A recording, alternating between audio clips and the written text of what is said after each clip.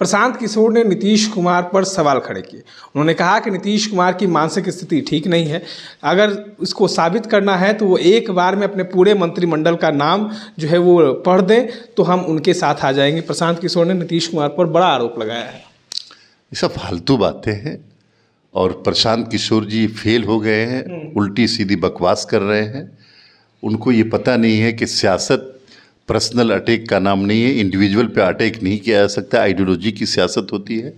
वो उस नीतीश कुमार पे इस तरह की बातें कर रहे हैं जिस कल तक नारे लिखते थे, स्क्रिप्ट लिखते थे और स्ट्रेटजी बनाते थे।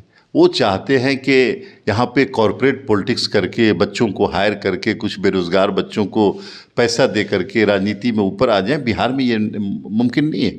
या आप दूसरे स्टेट में कर सकते हैं। उनको बता दीजिए कि ये तेलंगाना नहीं है, ये आंध्रा नहीं है, ये कोलकाता भी नहीं है और ये दिल्ली भी नहीं, ये बिहार है जहाँ से लोकतंत्र ने जन्म लिया है। लोकतंत्र की जननी कहा जाता है बिहार को। और यहाँ के लोग पॉलिटिकली बहुत अवेयर हैं। वो प्रशांत किशोर जी को जानते हैं, वो नीतीश कुमार जी को जानते हैं। वो जानते हैं कि एक आदमी सिर्फ नारे देता है, दूसरा आदमी काम करता है। एक आदमी बातें बनाता है, दूसरा आदमी खामोशी के साथ बिहार की इंफ्रास्ट्रक्चर को आगे लेके जा रहा है। एक आदमी अच्छी खूबसूरत गाड़ियों में बैठ रहा है, दूसरा आदमी अपनी ज़िंदगी को खपा दिया बिहार के लिए। क्या बात करेंगे प्रशांत किशोर? नीतीश कुमार पे उनकी औकात है उंगली उठाने की? फालतू की बातें ये सब। उनको पता नहीं है कि 13 करोड़ बिहारी नीतीश कुमार से कितना प्यार करते हैं। और 19 सालों से कोई मुख्यमंत्री है और आगे 2025 में भी मुख्यमंत्री बनने जा रहा है। नीतीश कुमार ऐसे ही बनने जा रहे हैं। ये सब सही नहीं। ये तो कह रहे हैं कि मुसलमानों का वोट जो है प्रशांत किशोर के साथ जाएगा। 2025 में बड़ा खेला हो जाएगा बिहार में। प्रशांत किशोर जो है वो आगे आ जाएंगे। प्रशांत किशोर जी को किसी का वोट नहीं मिलेगा। प्रशांत किशोर जी बिल्कुल फेल हो जाएंगे। और वो कहते हैं ना कि खिसियानी बिल्ली खंबा नोचे, तो वो खिसियानी बिल्ली हो गए हैं। उनको देख रहा है कि 5 सीटों पे लड़े, कहीं तो कोई किसी ने रिस्पॉन्स ही नहीं दिया, लोगों ने झंडे तक नहीं गाड़ने दिए। एक जगह थोड़ा बहुत वोट आया तो कैंडिडेट अपनी वजह से लेकर के आया। तो ये सब चीज़ें प्रशांत किशोर पता नहीं पढ़े लिखे आदमी हो करके इस तरह की वाहियात क्यों बके जा रहे हों। उनको स्ट्रेटजी बनानी चाहिए। पहले समझना चाहिए कि बिहार है क्या, बिहार के लोग चाहते क्या हैं, बिहार के लोग नीतीश कुमार से इतना प्यार क्यों करते हैं। ये सब स्टडी करनी चाहिए, रिसर्च कराना चाहिए, उसके बाद काम करना चाहिए। तो लग गए कि नीतीश कुमार ये, नीतीश कुमार वो, नीतीश कुमार ऐसे, नीतीश कुमार वैसे। अरे आपके कहने से होगा? कोई अगर नया नेता होता तो ये बातें होती। एक नेता जो पिछले 19 साल से बिहार के मुख्यमंत्री हैं, उससे पहले कृषि मंत्री रहे, रेल मिनिस्टर रहे, जिसके दामन पे एक दाग नहीं है और जिसके विज़न से आज भी एग्रीकल्चर मिनिस्ट्री चल रही है, जिसके विज़न से आज भी रेलवे मिनिस्ट्री चल रही है, जिसके विज़न से बिहार यहाँ तक पहुँचा और आगे भी बढ़ रहा है, आप उस पर उंगली उठा रहे हैं।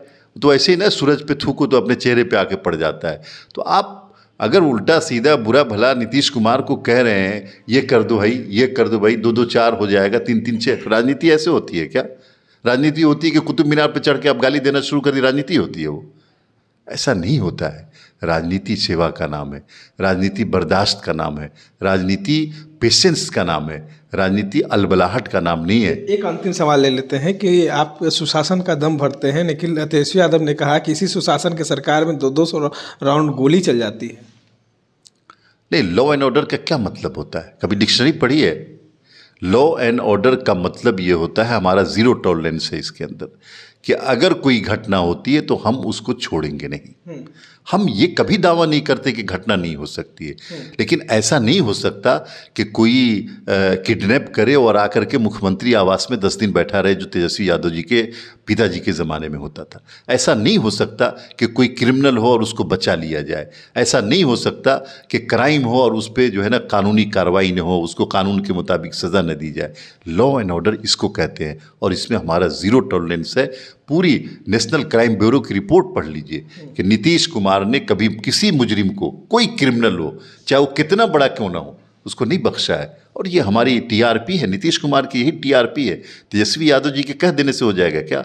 जिनके राज में, जिस पार्टी के राज में मुख्यमंत्री आवास किडनैपर्स का और क्रिमिनल्स का अड्डा बना रहता था, जहाँ से रैंसम मांगा जाता था कि यहीं आके मुख्यमंत्री आवास में पहुँचा दीजिए, आप पूरे क्रिमिनल्स का ग्रोह चलाया करते थे, आपकी पार्टी चलाती थी। क्या बातें करेंगे? ये सब से जनता पे कोई असर नहीं पड़ने वाला है। जनता देख रही है और 2025 में हम लोग 220 से ज़्यादा सीटें जीतने जा रहे हैं, इसमें किसी को संदेह नहीं होना चाहिए। बहुत बहुत धन्यवाद। तो आपने सुना तमाम बातों को। ये थे हमारे साथ जदयू के एमएलसी खालिद अनवर साहब। तमाम अपडेट्स के लिए बने रहे इनसाइडर लाइव के साथ। पटना से मैं निखिल।